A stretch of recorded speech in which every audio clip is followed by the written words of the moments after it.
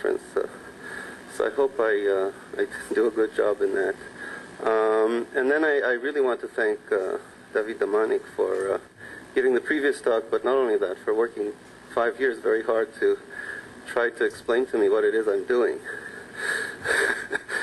So there's no way I can give a talk that's going to be as accurate and coherent as the previous one. So mine is more of kind of hand-waving ideas and intuition, but I hope that some of this is also going to eventually become firmer. So, and the other thing is that with John Gupe, we were trying to decide what I'd be talking about, and I couldn't make up my mind. So I'm going to be talking about two different things. So my first talk is about these Fibonacci quasicrystals that you all know everything about now because you heard the previous talk. And I just want to mention two interesting observations that we encountered while working with these. Yes, what we're looking at is a square version of the Fibonacci quasicrystal. And the main point is that it's a separable model. So naively thinking, as a physicist, that means that if you know everything about the one-dimensional problem, you can easily solve the two-dimensional problem. That, of course, turned out to be wrong, but there are some cases where I think it is quite simple. So if you look at the Fourier transform of the two-dimensional Fibonacci, then it's just a product of a one-dimensional Fourier transform. So at least in that case, it works out, and it turns out that a few years after I published this very naive sketch, there was a measurement of the upper surface of an icosahedral quasicrystal, aluminum, palladium, manganese, which showed fairly nicely something that resembles this. This is strictly twofold. It's not square. But you really see the nice Fibonacci type of spectra here. So what we were looking at were these two-dimensional and three-dimensional models that David was mentioning earlier. The reason I'll go very quickly because I had this wonderful introduction in the previous talk, just to say that in the general model, you have the potential energy here with the different different coefficients for different lattice sites, which David concentrated on. But you can essentially also introduce these coefficients here on the kinetic energy term. These are called hopping amplitudes. And in fact, the model that you saw in the previous talk is called the diagonal model, where you basically assume that these are one. They set the scale, the energy scale in the problem, and then all the structure is here. And we were actually looking at the so-called off-diagonal model, where you basically say that all the energies are equal, so you set them to be 0. And then basically you say that the hopping amplitudes depend on the distance between sites in the crystal. So that's kind of more, I think, physically motivated. And then when you put it on a square Fibonacci system, then you have this happening in both dimensions. And the only requirement for it to really be separable, to be able to separate x from y, is not to allow diagonal hopping. So once you allow diagonal hopping, of course, you can't separate it like that. And so if anyone will eventually realize this in an experiment, probably by fabricating some artificial square Fibonacci quasicrystal, then one will have to take much care in ensuring that there's no diagonal hopping. And I just want to emphasize that the distance on the diagonal of the small square can be smaller than the distance of the long tiling, the long space. So that's just to say something about that. I think I'll skip. Oh, and here are a bunch of references that studied square versions of various quasi-periodic sequences. I think that you mentioned one of them at the end of the previous talk. So I'll skip this. We made various observations, and they were stated much more accurately in the previous talk than I stated them here. So I'm covering them very quickly. But the main point is that as we go to higher dimension, there might be a crossover as a function of the strength of the quasi-periodicity, the lambda in the previous talk, and what I call T, the relative hopping amplitude in my talk, to a behavior which is more similar to that of electrons in periodic crystals, rather than to the strange behavior that is observed for electrons in one dimension. And since real quasicrystals, they live in three-dimensional space, and experiments are often performed on three-dimensional objects, or at least on two-dimensional objects, this is really relevant for actual physics, for actual samples of quasicrystals, whether something like this happens in general or whether it's some obscure property of these kinds of cross-product models. So I think that's an interesting point for physics. Now, it turns out that while we were doing these calculations, of course, as you heard, we need to calculate the eigenvalues and the eigenfunctions for the one-dimensional case. Of course, we do that on finite sequences, on approximants. And there are two observations that of things that we saw for the one-dimensional eigenfunctions. And I'd like to share these two observations very quickly with you, and then go on to the second talk. So the first point has to do with dynamical exponents. So this is what David alluded to in the beginning of his talk when he spoke about the, you mentioned that, right? When we had this discussion about ballistic or diffusive and so on, transport. So the idea is, again, to start with an electron which is localized at one site on the quasicrystal. So here's the electronic wave function. That's one of those psi's that we were looking for in the previous talk. And at time t and on site m, I have, this is how physicists write inner products. I basically have a Kronecker delta function. So the particle is at site n at time 0.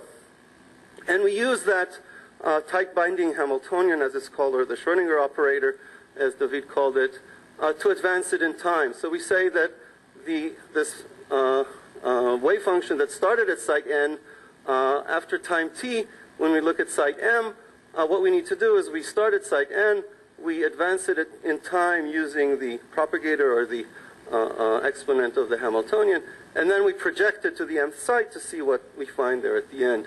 And if we have a matrix representation, which is what we do, then basically we need to look at a particular element of that matrix, and we know the answer to that question. But then we can use that to calculate various dynamical quantities, and one of them is what we call, or what is called, the survival probability, which is basically the probability of finding that electron at the same site n after some time t. So what I need to look at is phi n at site n at time t. That gives me the amplitude, so amplitude squared is a probability, and this is the quantity that, for example, I'd be looking for. And what we expect to see, in the one-dimensional case at least, there was a comment in the previous talk again, is some kind of a power law decay, so it will spread over time, so the probability of finding it at the initial site will decay, but then, so there's some power law here, some power beta, and what we expect to see for periodic crystals is beta equals to 1, and we associate that with so-called ballistic dynamics. It just goes away very quickly. And for the 1D Fibonacci crystal, for any t greater than 1 in my model, or lambda greater than 0 in the previous talk, we expect beta to be smaller than 1, to see sub-ballistic dynamics. So we did that calculation, and here is what we get for various values describing the strength of the quasi-periodicity. So in our model, t is the relative amplitude to hop between sites, the short and the long distances. So t equals 1 is basically the periodic model. And for the periodic model, we really get a nice beta equals to 1, which is what we expect. But as we increase the quasi-periodicity, the strength of the quasi-periodicity, then we really get slopes here that are less than 1. And of course, one needs to take the upper limit and the lower limit and to hope that at very long times they become the same thing, and then you can talk about the asymptotic behavior of this. T is in my model, T replaces lambda in David's model. So I have a hopping probability, say 1 to hop across the long distance between two atoms, and T, which is bigger than 1, is the probability of hopping the shorter distance between atoms. That's the only parameter in the model, like lambda in the previous one. And so, we were pretty happy with this, but then Amnon Aharoni, who's an expert in statistical mechanics in my department, saw this and he told us, you should really investigate these wiggles, which we thought were purely a result of, pure numerics, or the best numerics we can do on a PC. So the question was, what are these wiggles? And the way to look at these wiggles is basically to divide out the result that we have here by the t to the minus beta that we measured. just divide that out and see what's left over. It wasn't as simple as that because we're looking at a logarithmic scale here, so you really have to do the whole calculation from the beginning and use much, much finer steps for small times, and then for larger times you're okay. But if you do that, you see amazing results. So this is what we see. What you have here is the log of time, and you can read this in the preprint from the recent ICQ 11, where I gave this talk, and again I apologize to those who've already heard this. And what you see here shows these oscillations around 1, and not only do you see these nice oscillations, you see kind of higher and higher generations of these oscillations appearing at higher frequencies, but with smaller amplitudes. So, I thought this was really wonderful and fascinating. Of course, the fact that Amnon Aaroni already knew about it means that this is not completely a surprise, but it was a surprise to me, and I hope that at least for some of you it's a surprise, so it's worth telling you about it. So, at least empirically, our observations can be described by a functional form of this that looks like this. So I have the leading t to the minus beta, and then with some small prefactor alpha, I have something that looks like this, and then I have smaller corrections which are even smaller than alpha. And when I divide out this leading t to the minus beta term, I'm left with a 1 plus this, which is really the oscillations in the log of t. So it basically says that there's a complex power law appearing here with smaller amplitude, a correction to the leading behavior. Now, to find out where this is coming from, basically, we know exactly what it is that we're calculating. So what we want to do, after we know what the eigenvalues are, this was a question in the previous talk as well, we want to expand in the eigenvectors. And then basically what we see is that what we need to calculate here is basically, and again, I have to be very careful with this audience, I want to turn this sum into an integral, so I need to learn some measure theory maybe. But then what I have here is a Fourier transform of the density of states, this is coming from the sum, weighted by the weight of the wave function on site, on a particular site. So weight of the kth wave function on the site that I'm looking at. So this is what I need to calculate. And what has been calculated in the past, it turns out that these kinds of log periodic oscillations are known from calculations of the heat capacity of Fibonacci electrons, but near zero temperature. So the object that's calculated there is a partition function. Beta t here is the inverse temperature as usual. And what you see looks like a Laplace transform of the density of states. So there's a lot of similarity here and a whole bunch of references dealing with this. Thanks to Uwe and his student Stephanie at ICQ 11, I was also made aware that there's some additional calculations of spreading of wave functions on various quasi-periodic models that show similar behavior. So this is to be calculated explicitly, and then once we really calculate this, I'll know if we have something new to say or whether it's already been said in these papers.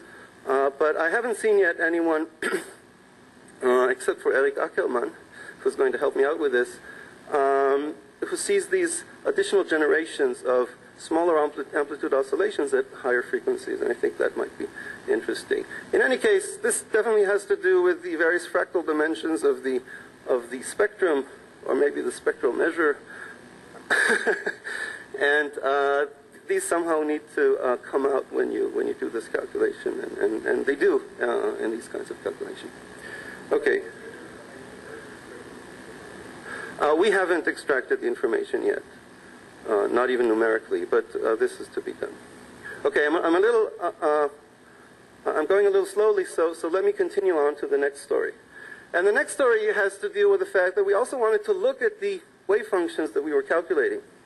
And so here you see for an example of a 610 site approximant with periodic boundary condition, what one particular eigenfunction looks like. So this is one of these functions. This is site from 0 to 610, and you see these typical decaying wave functions, and it's difficult to calculate here, but these are presumably polynomially decaying these critical eigenfunctions. Okay, this is a finite approximant.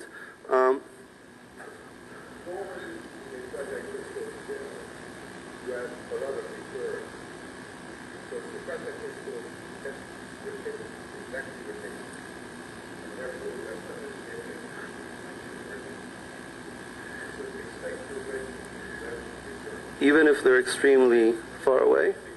Okay. Okay, so there's a repetitivity, but nevertheless, before it repeats again, there's a long. Okay. Okay. So let me show you what. So let me show you what happens here, and I think it goes even beyond that. So we look at one of these wave functions, and we Fourier transform the wave function, again, this finite approximate that we have, and we definitely see something that's kind of smeared or absolutely continuous in terms of the transform, and above it what I'm showing is the Fourier transform of the potential. So the potential itself is a very nicely ordered quasi-periodic structure, again, to within the finiteness of the system. And what we ended up looking at for various reasons are different eigenfunctions that are very, very close in energy. So what you're seeing here in the middle again is the previous, I'm losing my laser, the previous eigenfunction that I had.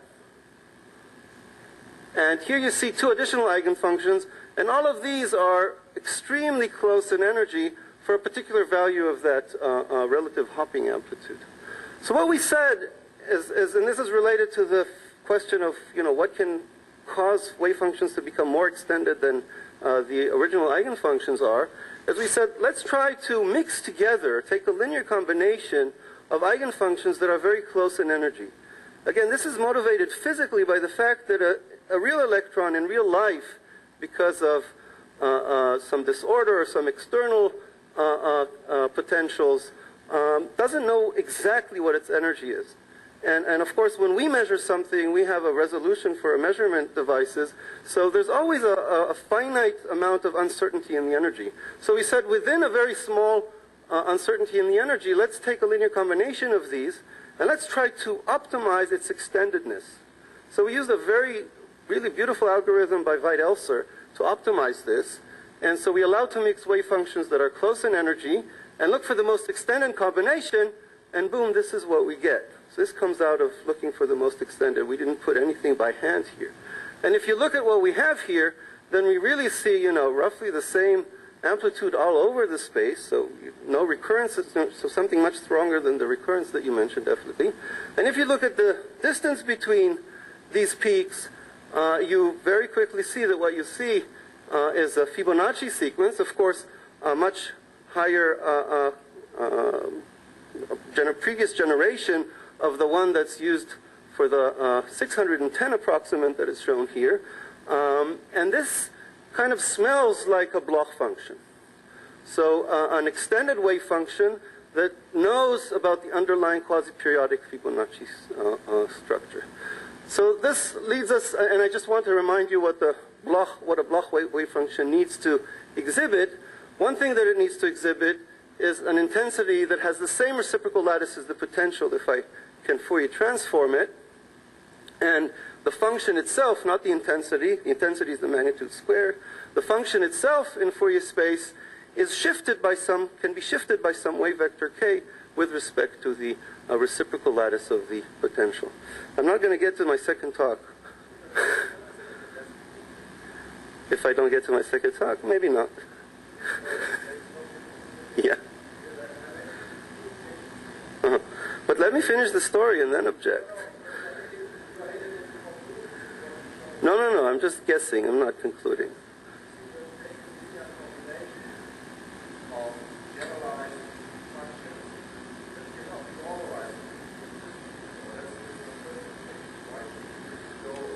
Okay, but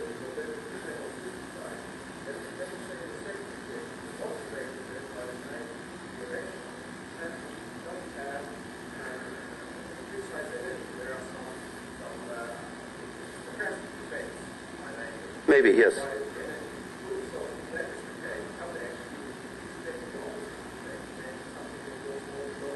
So wait, you're finishing my talk for me. Let me give my story, and then clearly there are objections. I'm not saying anything rigorous here. I'm just pointing out an observation. So another 2 more slides, and then.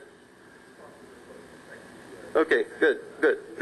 Okay, so let's just look at the observations. This is just purely empirical what I'm showing you here. So what I'm showing here is the Fourier transform of the the intensity of the Fourier transform of the extended wave function, the one that's a linear combination of a few wave functions. And now you see something that looks much nicer than what we saw earlier, of course, something with very nice peaks. Of course, there's a lot of diffuse background going on here. And underneath it is, again, the Fourier transform of the potential, and one very clearly is able to match the same Bragg peaks here with Bragg peaks in the potential. So this is one. One is the intensity has some the same reciprocal lattice as the potential.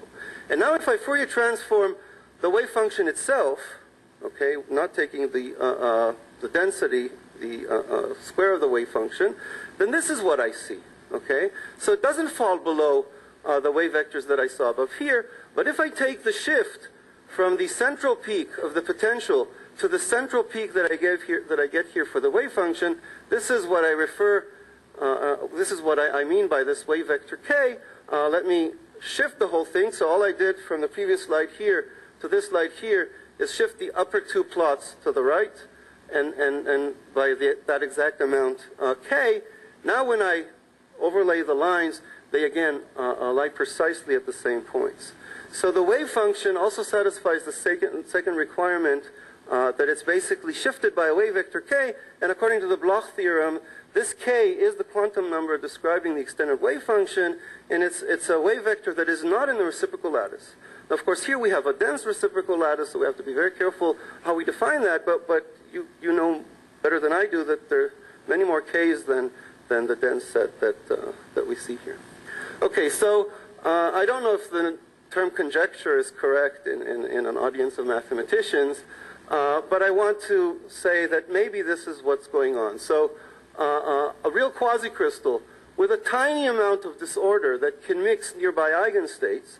So according to perturbation theory, if I make a small perturbation, then the new eigenstates will be some kind of a mixture of nearby eigenstates from before the perturbation, may satisfy a quasi-periodic version of the Bloch theorem. So again, the electronic wave functions will be extended, the electronic density will have the same reciprocal lattice as the potential, and we can use quantum numbers that are wave vectors that are not in the reciprocal lattice that give me this shift. But exactly as Michael pointed out, we know that too much disorder is bad in the infinite system, and what I'm looking at here is a finite size system, so I might just be getting effects from the finite size. But we do know that, disorder leads to localization in small number of dimensions, but maybe in 3 dimensions, quasi-periodic potential with a tiny bit of disorder can give us these kind of Bloch functions. So the question to the audience is, can anyone prove this, or help me prove this, or explain to me why I shouldn't waste my time thinking about this? But that's the end of this second observation. Yes?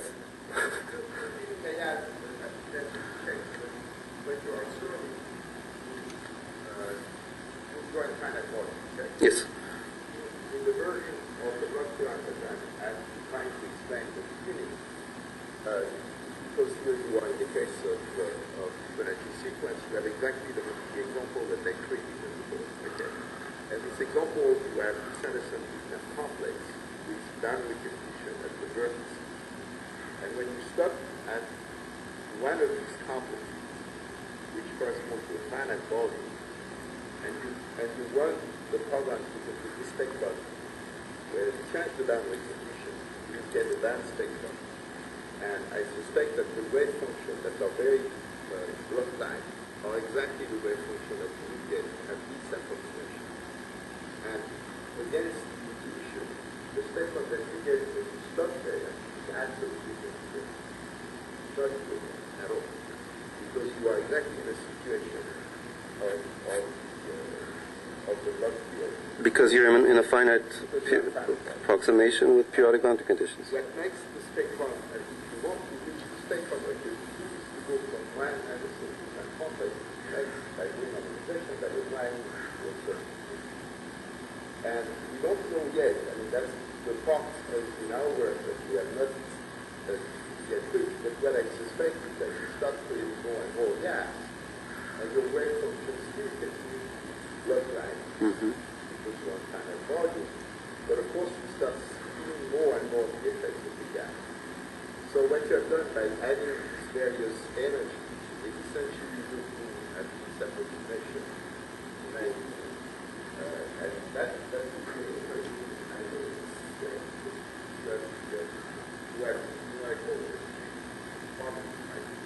Okay, that would be great. That's exactly what I would like. Okay. Okay, thank you. So again, just to summarize this, because before I move to the other story, is that there's a lot of emphasis in the mathematical literature on the extremely weird behavior of these one-dimensional electrons. One-dimensional electrons in quasiperiodic potentials. But for the experimentalist who is measuring transport of electrons in the lab, using real dirty, or not so dirty, but real crystals of finite dimension in finite temperature, maybe something like this might be actually quite useful to know, especially if in 3 dimensions there is a regime, a tiny regime, where a tiny bit of disorder can really lead to extended wave functions, and that will affect the transport, hopefully. So I think this might be measurable, and I think this is an important thing to stick.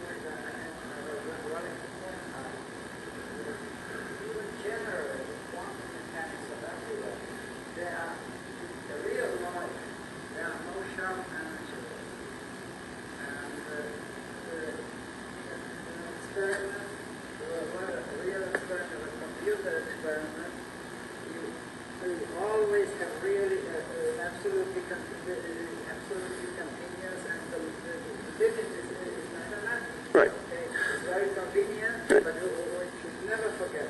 Of course. Yeah, that's...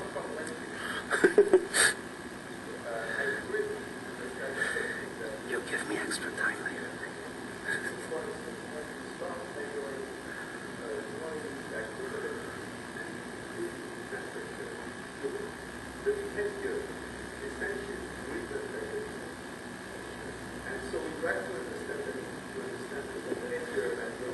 And the same thing for finite size effect. So we need to know the finite size scaling and see what... Okay, so let me completely switch gears. No more quantum mechanics. We're now completely classical mechanics. But I just wanted to tell you about this result as well.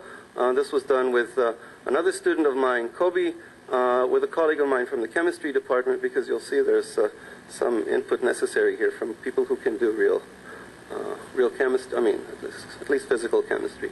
So the system that motivated this study are these dendrimers. So these are fairly large molecules that look like cones, like little trees that are shaped like cones. And these cones tend to assemble themselves together by joining their tips to form a sphere. And people call these spheres micelles. And these are fairly large micelles. This is about 10 nanometers across. So, dozens of times bigger than atomic size. And it turns out that when you take these micelles under appropriate external conditions, they form a soft, long-range ordered structure. So this is something like a liquid crystal. So it's something you can pour from one container to the next. You press on it and kind of squishes. But if you let it stand in a container and let it find its preferable phase, then you can actually perform a diffraction experiment. And this is a real experimental diffraction experiment. And you see what seem to be Bragg peaks. So, and if you count around the circle, at least the central circle is quite sharp. You see 12 points. So this is a 12-fold symmetric quasicrystal. Of course, higher harmonics are not as sharp and nice, but of course this is a soft material, so it's not as well ordered as the nice solid-state quasicrystals that we're used to. This is one system, and this came out in 2004, and then not too long after that, we learned about another system, so-called ABC Star Polymers. So what chemists do here is synthesize 3 types of polymers and attach them all together at one point. So it's called an ABC star. What these polymers do is they stack along the line with all the polymers of the same kind in the same orientation, and then these columns of polymers, they organize themselves in space. Each polymer doesn't like the other ones. So A's want to be with A's, and B's with B's, and C's with C's. And eventually what you get, according to this color coding, is something that looks like this, and you can tile it, and you can try to Fourier transform it and see what you get. And people have done this for a long time, and often what one gets is a periodic ordering of these columns.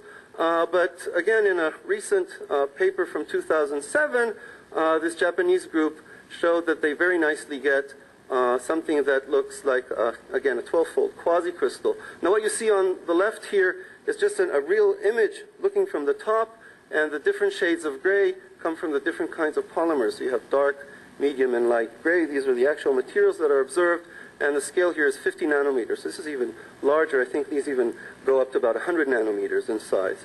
And this is, again, a diffraction pattern.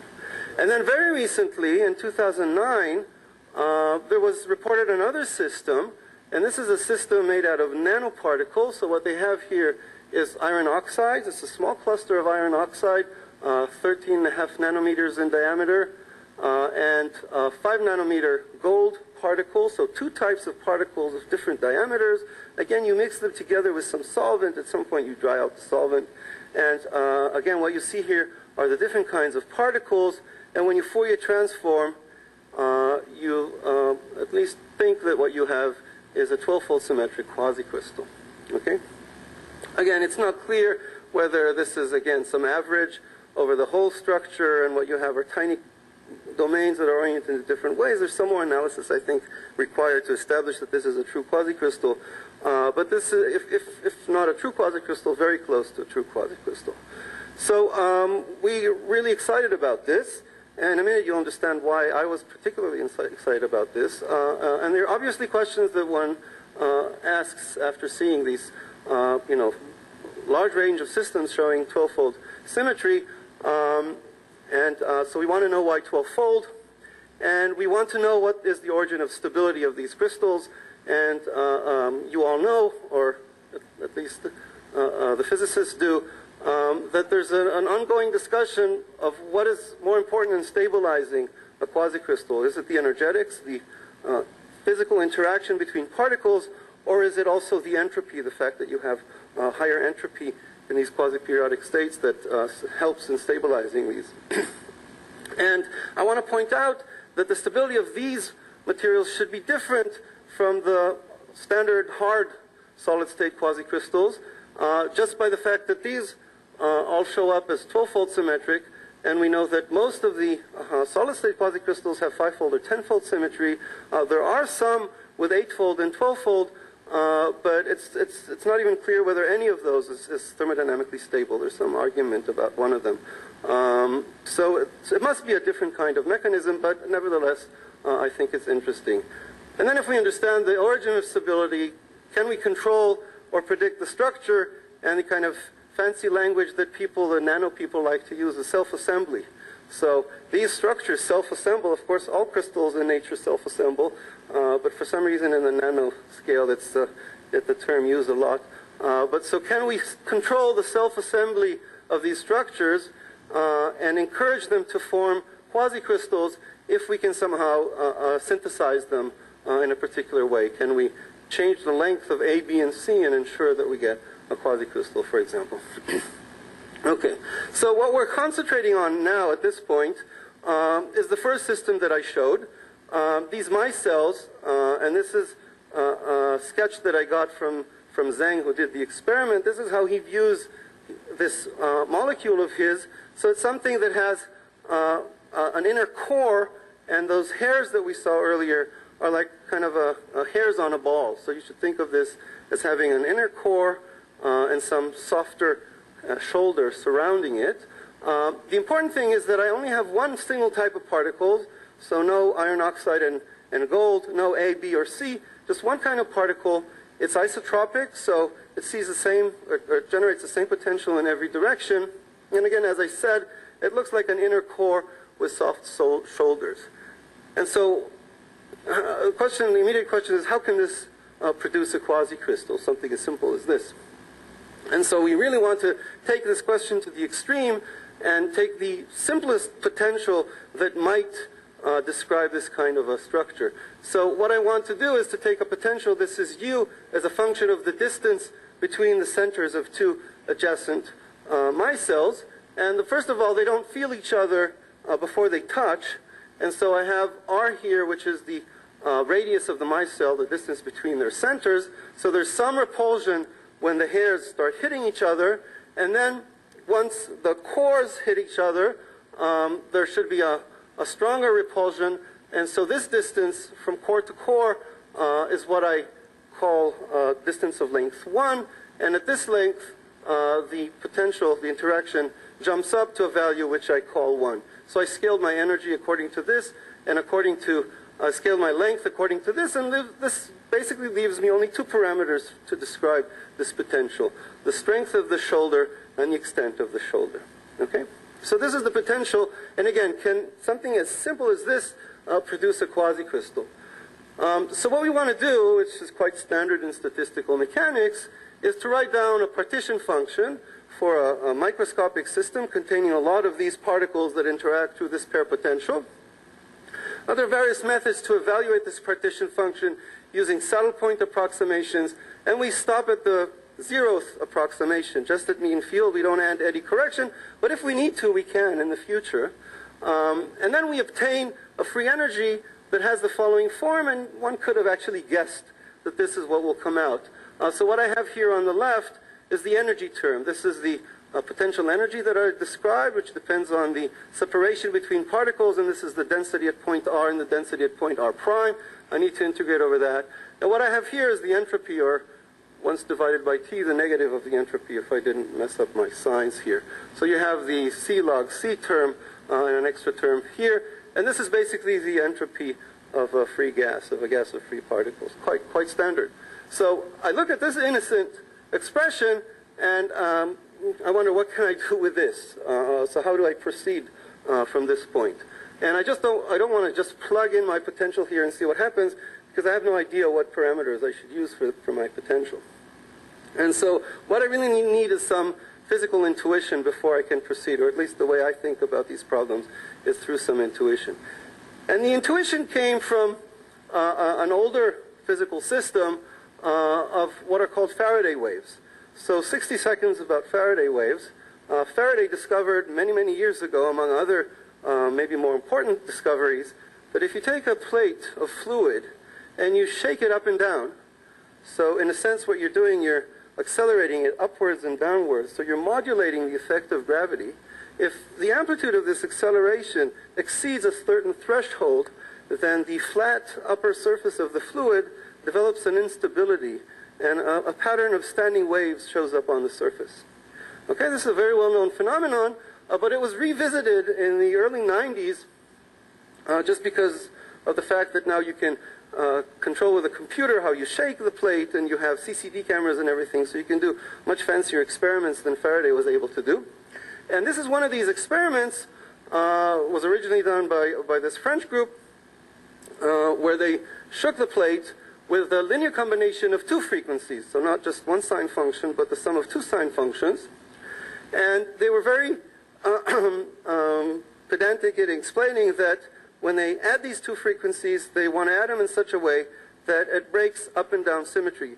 So, you know, when you add up two sines, you might still maintain the symmetry of f going to minus f, but they made sure that they do it without maintaining this symmetry, so breaking that symmetry.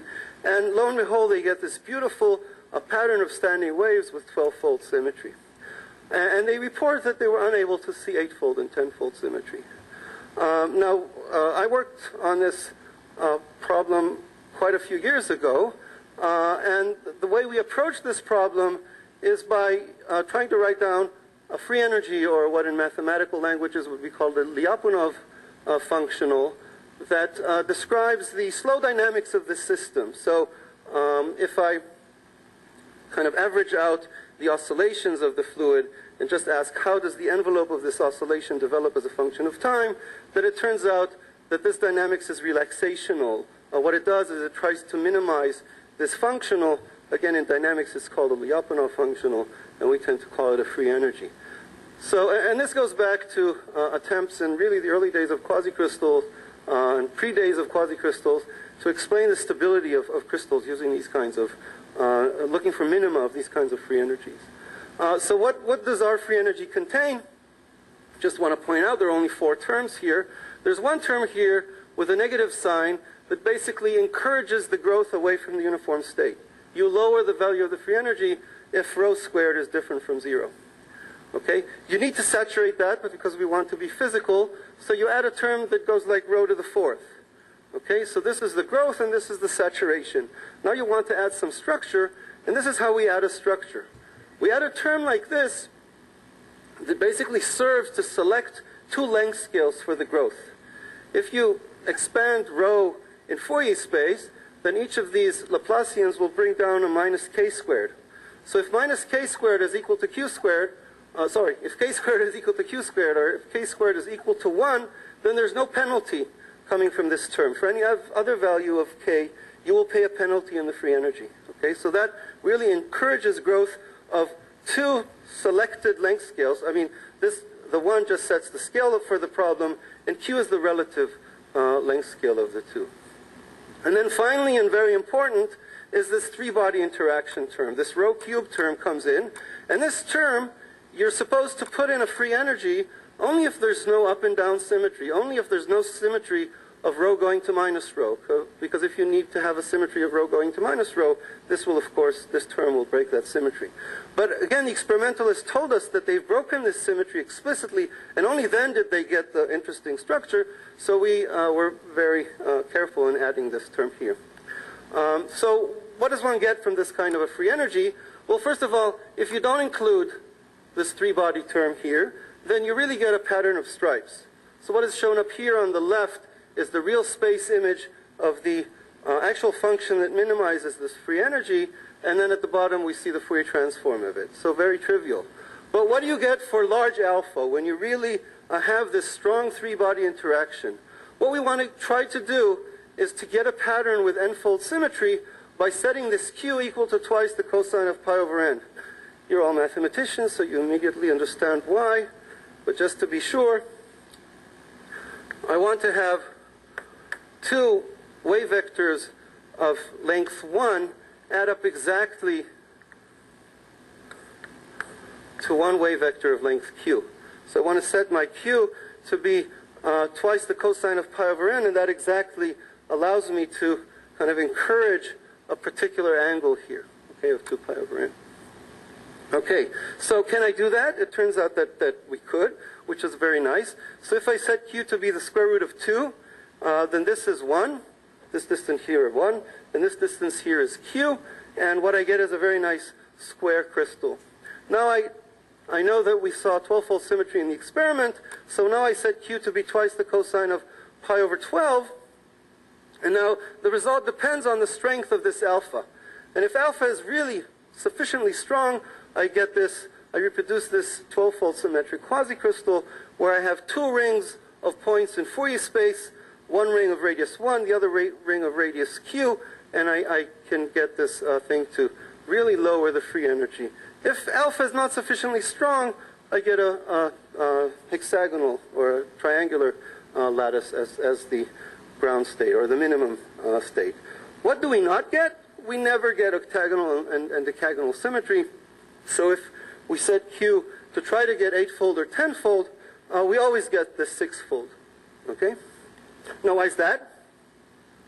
It really has to do with the properties of these different numbers that I've been mentioning. So let me just take you through, very naively through what controls the result here. Remember that I have a saturation term in my free energy. That means that I need to pay a price for every additional mode that I add to my pattern. Okay, it comes in with a heavy price. When is it worth my while to add modes? It's good to add modes if they add up in triplets. So again, this goes back to Daniel's loops. If I have loops of three wave vectors, so I have 3 wave vectors that add up to 0, this is something that I can use to lower the free energy.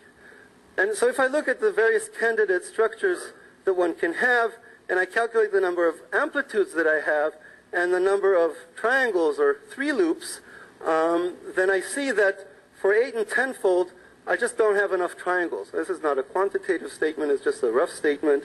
But notice that for the 12-fold, I really have a tremendous number of triangles there. And this is what eventually wins the competition between this term here and this term here. So 12 is really appropriate for this by very simple reasoning. Okay, so let me try to wrap up. So we suggested a few years ago that the fact that I have that I might have a free energy which has two length scales in it, like the free energy that we use to describe those Faraday waves, and three body interactions. And if we have these two ingredients, we know that we can stabilize a 12-fold structure. So we said maybe this micellar system is described by a similar kind of free energy. So what we want to do is we want to take the free energy that I wrote earlier, the coarse-grained free energy, and basically expand it up to fourth order in the about the average density. So I subtract off the average density, it gives me this delta C, and I expand to fourth power in delta C, just to compare it to the free energy that I showed you that we used to explain the Faraday waves. And now when you look at what I have here, you see that I indeed have a three-body term, just because I expanded the log, the C log C term, and I now understand that this three-body interaction is coming from entropy. This is the entropy term. I have the temperature here up in front. And the two-length scales will necessarily come from my pair potential. And we saw the two-length scales, the 1 and the R that I had here. So now I know what to do. I can just go ahead and use this understanding, this intuition, to try to see if I can generate a quasicrystal with that full coarse-grained free energy that I showed you earlier. So the question is, you know, I had 1 here, so should I take R to be just that value 1.93, which would give me the 12-fold symmetry? So if you've been paying attention, you'd know that the answer to that is no. That would be the naive guess for someone who doesn't know what he's doing. But we now know what we want to do. We want these numbers to add up in K space, not in real space. We want the ratio in K space. So how do we do that? Let's again look at what we have in that free energy that we know that works. So this was that funny Laplacian term that I had here. If I write it explicitly in K space and I plot it, what you see, so I plot the prefactor here, what you see is that I have two minima in Fourier space. Those are the two positions where I pay no penalty if I start having modes growing at them. They're at equal heights, and I need to have a controllable ratio Q between their positions. So in this model, Q was just a free parameter, it was just a toy model. Now I need to be able to control this Q from the potential that I have here. Okay, so you know, we have to satisfy these requirements. We can write down simple equations describing them for having two minima in the Fourier transform of this. So the Fourier transform of this is just the sum of two Bessel functions. That's what's plotted here. And I want to have the first two minima hopefully lower than the rest of the minima that appear here. I want them to be of the same height. And I want the ratio of positions of these two minima to equal to that 1.93 magical number that I want to set. So, you know, I can write down these equations and I get the value of U as a function of Q and R as a function of Q. And now you tell me what Q you want. And basically there's a single point in the parameter space of the potential that satisfies this requirement. Okay, so if I would just naively be looking for it, I might have a hard time finding it. Okay, and this is a potential that I get if I set. So R has to be not 1.93 but 1.75, which is quite a way, quite a distance from the naive guess. Okay, we can take more realistic pair potentials. Let me skip that. The more realistic the pair potential is, the more parameters I actually have to play with. So the more freedom I have in terms of synthesizing or getting the potential that I want to see in Fourier space. So for this potential, I get something that looks like this, and then we can take this potential and approximate that using boxes and get something like this. It's not always exactly what I want. You know, I really want this to be a bit higher so I don't get anything over here.